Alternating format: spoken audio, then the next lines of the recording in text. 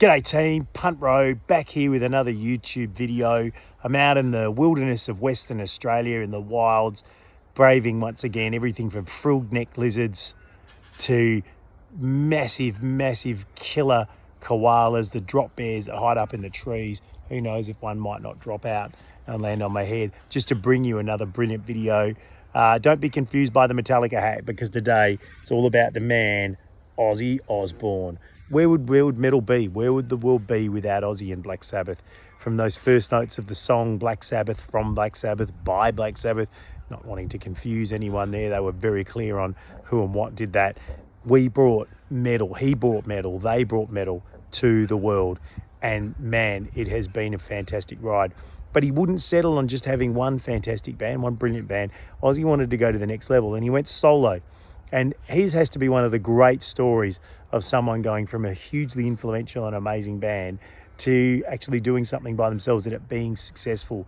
From the Blizzard of Oz onwards, he produced some amazing records. His live shows were huge. He bit the heads off bats. He smashed every single beverage that was out there, and he put every single thing else he could into his body at any time. Synthetically, of course, not talking about anything else there, but who knows, with Ozzy, anything was possible. So where you and I would go out and we would want maybe a white wine spritzer or a shandy, as you can tell by my posts on X and Twitter, very low key when it comes to alcohol, Ozzy would want the entire brewery, the entire pub, the entire nation's supply of beverages. And when it came to illicit substances, he wanted all of South America given to him, and every part of produce that the cartels could get out, because he was a fiend of the highest order. There's the famous story of him and Tommy Lee and the Motley Crue gang are hanging out with Ozzy. He heads up to Ozzy's room. Ozzy calls him in, and Ozzy is creating a Picasso on the wall. That's right, he's smearing his own feces into the hotel wall and creating some type of artwork. And Tommy's like, this is too much for me. When Tommy Lee, a man of sort of moral, certainly troubled times and stances, is looking at you and saying, mate, that's too far. You know you've gone too far. So Ozzy was a legend. He'd gone out solo, and that brings us to this nice number here, No Rest for the Wicked. I'm just going to do the one song on it, and what I've talked about so far, that substance abuse is demon alcohol. One's not enough, 10's too much. If I've got that wrong, I've paraphrased it, but that is the sort of theme of the lyrics. And that's so true for Ozzy. One wasn't enough. He needed more than one. He needed as many as he could get, and he was going to have a bloody good time doing it as well. And if that meant his own destruction, he didn't care. If that meant he was the clown of the class or the clown of the concert tour, he was going to do that. He didn't care. He just wanted to go out and have fun. It's a ripping song. It's a fast song. It's a heavy song. It's got a lot of fun to it. It's got Zakk Wylde there with his pinch harmonics going off to the extreme every 5 seconds. If you don't like pinch harmonics, if they give you nightmares, do not listen to this song, because that's what it's all about. It's got a ripping solo in there, but ultimately it's the lyrics that really carry it. Obviously, I mentioned that line earlier, but it really is the alcohol talking to Ozzy and trying to lure him back in every time. And obviously that is the constant fear with addiction, is that it draws you back in, and what can you do to stop it? And Ozzy really struggled with it.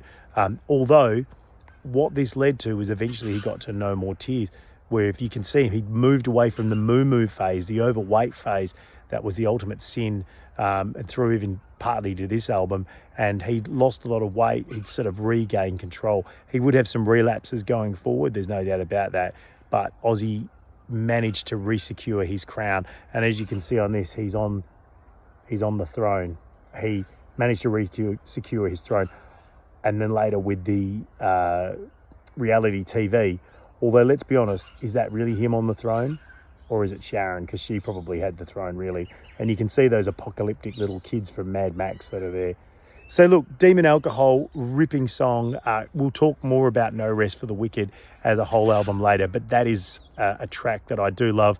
And as I said earlier, if anyone would know me, I don't mind the occasional frothy or sherbet. So just want to also shout out Now we've gone through the review. Thanks to everyone for the support on X, on Twitter, on YouTube. Thank you for the comments. Thank you for the suggestions, telling me what you think I can do better. If you've got topics or songs or albums you want to talk about, let me know. I'm always up for that. I'm here to please. I'm a person of the people, and I want to hear your suggestions. Just want to say thanks to everyone who's subscribed. It's been brilliant. We're almost at 300 subscribers, and that mosquito there is going to join in. He's going to be 301 if he doesn't suck the life out of me. But it's been so good to have everyone on board. I really appreciate your efforts. You've been absolutely brilliant. So if you haven't, please go and subscribe, share, like, comment. You know the drill. Fantastic. Get onto X, Twitter, have a chat with me on there. Also check me out, Punt Road, Instagram and Facebook. Happy to go through stuff with you guys on there. Got some podcasts coming up, which is going to be great too. So really appreciate everyone's support. No rest for the wicked. You know it. Listen again. Give it another shot. Demon Alcohol. Talk more about this later date. And as always, guys, from the West Australian bush, have a ripper, mates. See ya.